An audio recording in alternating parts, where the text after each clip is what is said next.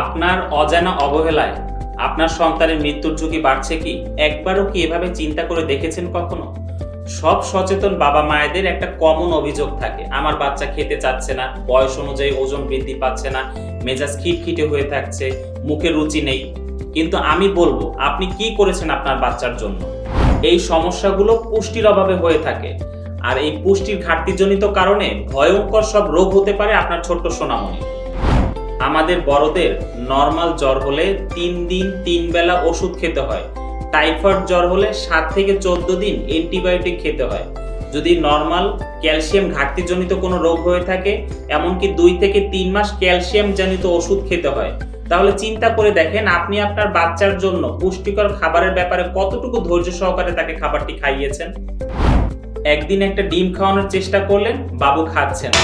একটা মিষ্টি আলু নরম করে খাওয়ানোর চেষ্টা করলেন, বাবু খাচ্ছে না। একটা কলা খাওয়ানোর চেষ্টা করলেন, বাবু খাচ্ছে না।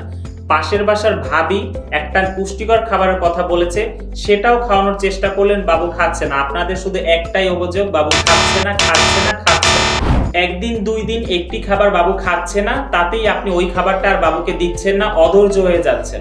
অথচ চিন্তা করে দেখেন, আপনি সুস্থ থাকার জন্য অনেক সময় একই ওষুধ বা একই খাবার এমনকি 2 থেকে 3 মাস পর্যন্ত আপনি খেয়েছেন। তাহলে বাচ্চার জন্য কেন এটি করছেন না? কেন ধৈর্য সহকারে তাকে খাওয়াচ্ছেন না? অন্ততপক্ষে 10টা দিন তো একটা পুষ্টিকর খাবার অ্যাটলিস্ট ট্রাই করে দেখা উচিত। হ্যাঁ, একটা সমস্যা আছে। বাচ্চাদের পুষ্টির সঠিক চাহিদা পূরণে পুষ্টিকর খাবারগুলো আলাদা আলাদাভাবে খাওয়ানো তাদের জন্য পসিবল হয় না। এমনিতেও তারা খেতে চায় না। তাই সোনামণিদের পুষ্টির সমস্যার সমাধানে এমিনেন্ট ফুড একটি চমৎকার সমাধান নিয়ে এসেছে। এটি 16টি প্রাকৃতিক উপাদান দিয়ে তৈরি। দিনে বাচ্চাকে যদি অন্ততপক্ষে একবার এই খাবারটি খাওয়ানো পসিবল হয়, তো সারাদিনের শরীরে যে একটা পুষ্টির চাহিদা থাকে, তা থেকে 80 থেকে 90 ভাগ পূরণ হবে এই একটি খাবারের মাধ্যমে। এরপরও দেখা গেছে বাবু দিনে অন্যান্য বেলায়ও অন্যান্য খাবার খাবে। আর এটি রান্না করতে হবে দুধ অথবা পানি দিয়ে।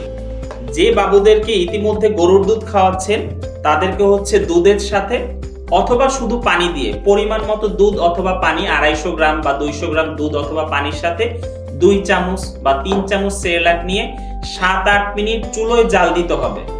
7-8 মিনিট চুলোয় জাল দিলে এটা একদম পায়েসের মতো হয়। এরপরে ঠান্ডা করে বাবুকে কুসুম গরম অবস্থায় খাওয়াতে পারবেন। আর এর সাথে কোনো সাদা চিনি ইউজ করতে হবে না। সাদা চিনি কিন্তু এমনিতেও ক্ষতিকর। আর এর সাথে হচ্ছে ন্যাচারাল যে আমরা খেজুরটা খেয়ে থাকি, এই ন্যাচারাল খেজুরের চিনি এতে দেয়া থাকে। তো মিষ্টি করার জন্য আলাদা করে আর অন্য কোনো কিছু ইউজ করতে হবে না।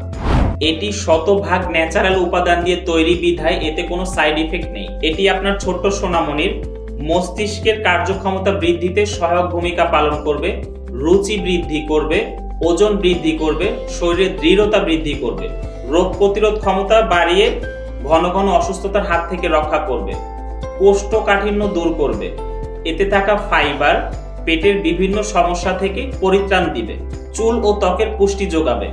মোট কথা, এটিকে একটি পুষ্টির ভান্ডার বলা যেতে পারে।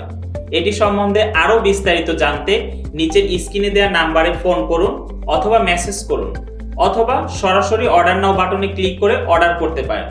ধন্যবাদ। আসসালামু আলাইকুম।